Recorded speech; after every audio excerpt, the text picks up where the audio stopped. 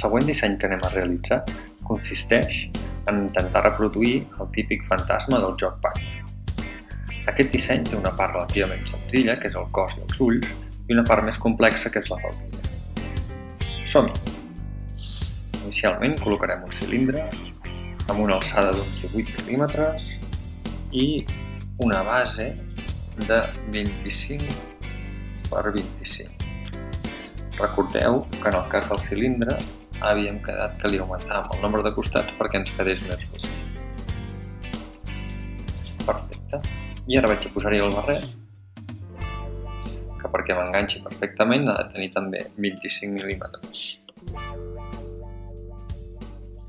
per 25, i perquè em quedi perfectament quadrat intentaré pujar-lo, en aquest cas, als 18 mil·límetres, que li dic que era l'alçada del cilindre. Ara només em cal situar-los una sobre l'altra, per això li dic que els vull alinear. En vertical no, perquè si no me'l posarà dintre, en horitzontal i en profunditat. Perfecte. Ara vaig a col·locar-li els ulls. Per col·locar els ulls vaig utilitzar dues esferes. Les mides són aproximadament d'un 7 per 7 per 7. 7 mil·límetres per 7 i per 7. Perfecte. Si voleu podem fusionar primer aquesta part i assegurar-nos que la deixo perfectament centrada amb els quadradets blaus aquests que es veuen. En aquest cas, fixeu-vos, respecte a aquesta línia el deixo a 3 quadradets i aquesta a 2 quadradets. Ho dic perquè després al moment de centrar ens anirà bé. Llavors, fixeu-vos, i ara el tinc centrat perfectament a la vora i en aquest cas el desplaçaré 2 quadradets cap endintre i el desplaçaré cap amunt també. Per desplaçar-lo cap amunt, en aquest cas el posaré una alçada d'uns 13 mil·límetres. Ara copiaré i enganxaré el meu disseny. Fixeu-vos que si ara reprodueixo exactament el mateix que havia dit a l'altra banda, aquí he vist que tenia 2 quadradets i l'haig de tirar 2 quadradets endintre i 13 quadradets aquí. Fixeu-vos que ara aquests dos ulls em queden perfectament simètrics i ja puc passar a fusionar-los. Li dic que són 2 forats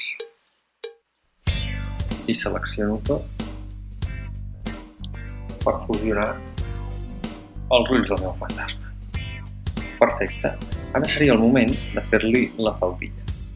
Per fer la faldilla, el que utilitzarem serà aquesta eina d'aquí, que és la teulada. Li donarem unes mides d'una alçada d'uns 4 mil·límetres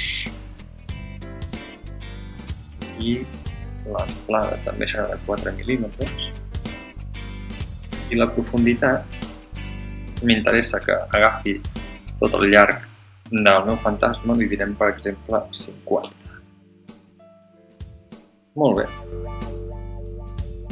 Això serà una part de la faldilla, però ara vull reproduir-ho tot això tot al voltant. Llavors el que vaig a fer és anar a reproduir i anar-ho girant. Ho copio i ho enganxo i ho giro, en aquest cas, primer 90 graus. Aquí, 90 graus.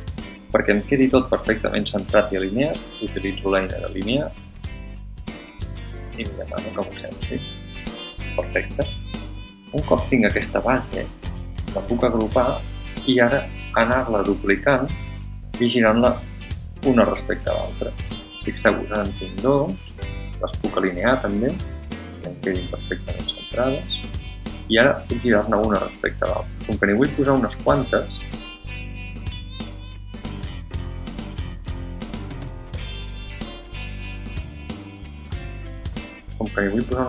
us giraré només. Fixeu-vos que així no me n'hi cabria cap més, i en aquest cas sí que me n'hi cap alguna. Ara les puc posar i n'enganxo una altra que torno a alinear respecte a la que ja està feta.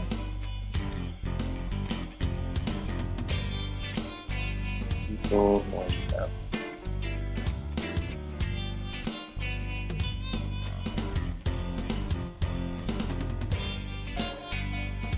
En comptes de girar-me la que jo vull que em giri, de girar l'altra,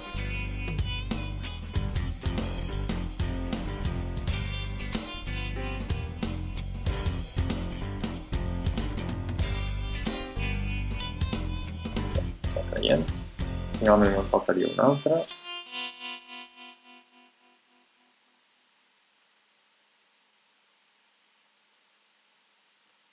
Que seria aquesta aquí. D'acord? Fixeu-vos que ja tinc la meva faldilla perfectament definida, la puc agrupar, li puc dir que és un forat, i ara ajuntar-la amb el fantasma, alinear-ho tot perfectament perquè em quedi perfectament centrat i agrupar-ho. Fixeu-vos quin fantasma més xulo que m'ha quedat.